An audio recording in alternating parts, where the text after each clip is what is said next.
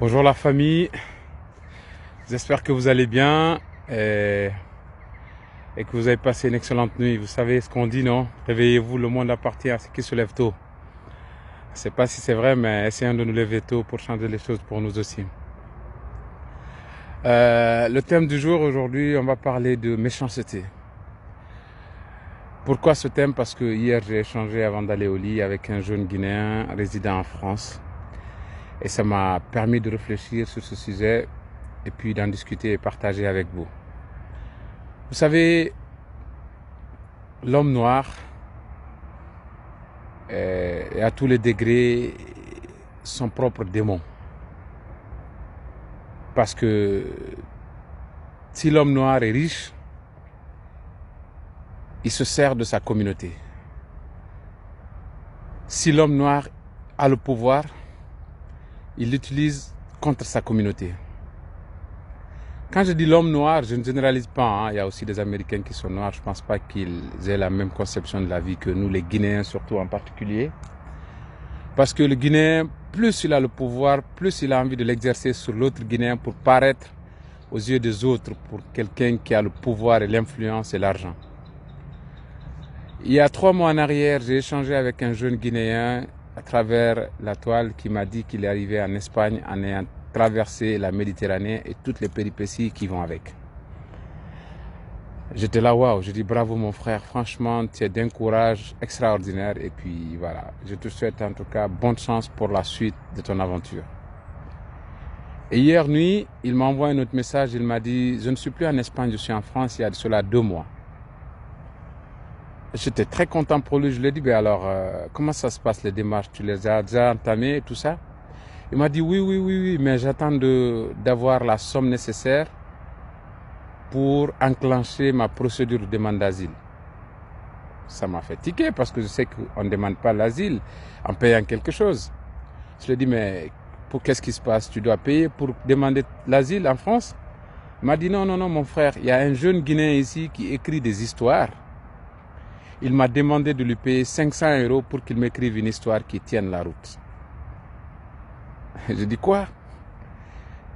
Je dis mais va vers les structures qui existent déjà, va voir les assistants sociaux, tu leur racontes ton histoire et ils ne vont pas te faire payer même 1 centime, ils vont écrire ton histoire. Il m'a dit non, tout le monde m'a dit d'aller vers ce jeune-là parce que lui, il connaît comment agencer les choses pour que ça marche, pour que mon histoire tienne quand même la route parce que ce que je dis est vrai, mais il faudrait que quelqu'un sache comment l'agencer. Et lui, il est à même de me comprendre parce que c'est un Guinéen. Je ne parle pas bien français. Eh mais les gars, t'imagines un peu quelqu'un qui veut spéculer sur la misère de son semblable. Le jeune quand même, en étant Guinéen, s'est battu à traverser la Méditerranée pour être en France.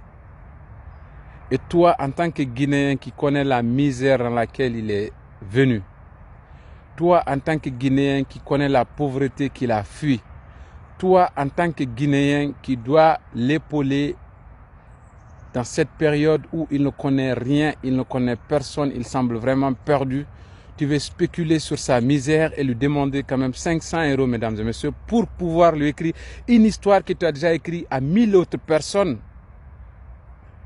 Et toi, si tu es capable de faire ça, comment tu peux te permettre de taper sur le gouvernement guinéen ou nos dirigeants qui volent et pillent nos biens? C'est la même chose, mon grand, mais à petite et grande échelle. Et ils volent le peuple, toi tu voles ton semblable, ton compatriote. Écrire une histoire, juste de copier-coller de quelque chose que tu as déjà raconté à 1000 autres Guinéens, auxquels tu as pris quand même 500 € chacun, et tu es fier d'envoyer cet argent à ta famille pour dire que je gagne ma vie honnêtement. Elle est où l'honnêteté dans ça? Tu es le pire des malhonnêtes. Après, c'est pour sortir une histoire qui ne tienne même pas la route, qui est pleine de fautes. Tu ponds les fautes partout et tu racontes une histoire qui est incohérente. Vous pensez que c'est des gens, c'est des machines qui font les auditions dans les centres d'asile. C'est pourquoi les uns et les autres se font rejeter sans savoir pourquoi. Parce que la même journée, les gens qui vous auditionnent, ils rencontrent la même histoire pour 10 ou 20 Guinéens, la même histoire, parce qu'ils ont payé la même personne, qui n'a même pas eu la décence ou la présence d'esprit de modifier quelque chose dans une histoire pour dire que si on raconte la même histoire pour tout le monde ne peut pas vivre la même chose. Ça va être rejeté. Tu spécules sur la misère des gens tu écris l'histoire au plus offrant. Il y a 2 mois que ton compatriote t'attend pour que tu lui donnes une histoire. Tu peux juste lui dire, viens jeune frère, si c'est ça que je peux apporter à ta réussite dans ta vie, je peux te l'apporter, viens me raconter ce que tu as vécu et que je te l'écrive, je te donne, c'est ta propre histoire, je vais t'apprendre comment aller te défendre. Parce que souvent, on a besoin que les gens qui sont passés là nous racontent comment ça se passe pour ne serait-ce que nous enlever le stress de l'inconnu parce qu'on vient d'arriver en Europe, on ne connaît pas, on a le mythe du blanc. On se sent perdu face aux questions, face à un juge blanc. Mais les gars, si vous êtes capable de vendre des histoires semblables que vous avez vendues à 1 million de Guinéens, 500 € à un jeune qui a traversé la Méditerranée, franchement, ne sois pas étonné que la même misère se répercute sur le peuple de Guinée parce que si 10 personnes font ça, ils ont 10 familles en Guinée, Dieu va répercuter ça sur leur famille. Et il ne fera qu'en nous envoyant des dirigeants maudits qui vont nous voler, qui vont nous tricher et qui vont penser qu'ils sont en train de faire ça de façon très légale.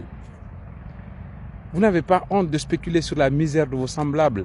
Même les structures que les Blancs ont mis en place pour écrire des histoires, il y a des assistantes sociales qui vous ont accompagné. Tu ne leur donnes rien, c'est elles qui font tout pour toi. Elles te trouvent un logement, elles te trouvent de la nourriture, elles t'accompagnent, elles te montrent tout. Le Guinéen, pour t'écrire juste la simple histoire, pour te sortir de la merde, il te demande 500 €. Vous ne vous posez pas de questions pourquoi l'homme noir n'avance jamais? Pourquoi l'homme noir est toujours méchant vis-à-vis de son semblable? Je suis sûr que si c'était un Arabe ou un Européen qui avait besoin d'un autre Européen ou d'un autre Arabe, il aurait aidé. Regardez ici à travers l'Occident, les Turcs et les autres communautés, comment ils s'entraident, des Pakistanais, même quand tu n'as pas les papiers, les Chinois, ils te tendent la main. Qu'est-ce que nous, communautés noires, surtout Guinéens de surcroît, nous pouvons faire pour nos semblables Guinéens qui viennent ici dans la misère, errer dans la misère? Écrire une histoire d'asile mensongère que tu ne connais même pas. Tu vas demander 500 € à ton frère. J'ai dit aux jeunes, laisse-le là. Va écrire ton histoire ou bien va raconter ton histoire dans ton téléphone, tu enregistres, tu m'envoies ça. Moi, je vais trouver des gens en France qui vont t'écrire ton histoire. Mais les gars, ça va dans vos têtes là, ça va? Moi, je m'en fous. Ceux qui font de ça un fonds de commerce, tapez sur moi, j'en ai rien à foutre au point où j'en suis. Je sais que l'homme noir, il est méchant. Que tu fasses du bien, il va te taper dessus. Que tu fasses du mauvais, il va te taper dessus. Donc, autant qu'il me tape dessus, mais je vais dire quand même ce que je pense. Cette histoire, je la connaissais depuis longtemps. Je savais qu'il y a des gens qui spéculaient sur la misère des uns et des autres en France pour dire que donne-moi de l'argent, je vais t'écrire une histoire. Et tu vas lire ce genre d'histoire, tu vas tomber de haut parce qu'il n'y aura rien de cohérent. C'est comme ça qu'ils font perdre des enfants qui auraient pu réussir dans leur histoire en racontant leur véritable histoire. Tu dis, ouais, raconte ça, raconte ça, raconte. C'est pas parce que ça a marché pour toi que ça va forcément marcher. Il n'y a pas d'histoire standard. Arrêtez de raconter des balivernes à ces enfants. C'est ces enfants-là qui vont réussir demain où ils vont se trouver dans des problèmes. Ils vont vous en vouloir. Ils vont dire que ce sont tous les Guinéens qui sont méchants alors que ce n'est pas tout le monde qui est comme ça. Réfléchissez pour savoir que le problème du noir ne vient pas des nôtres ou d'une autre communauté. Le problème du noir, surtout du Guinéen, vient du Guinéen lui-même. Si Dieu nous a envoyé des dirigeants mécréants, méchants, qui nous volent aujourd'hui, qui nous trichent, qui nous mentent, et l'état dans lequel notre pays se trouve, c'est parce qu'on n'est pas foncièrement des bonnes personnes. On est en train, chacun cherche à, excusez-moi le terme, à baiser son prochain qui est guinéen pour dire que voilà, je vais être plus que lui ou je vais faire plus que lui. Chacun cherche à escroquer l'autre. Ayez honte, franchement.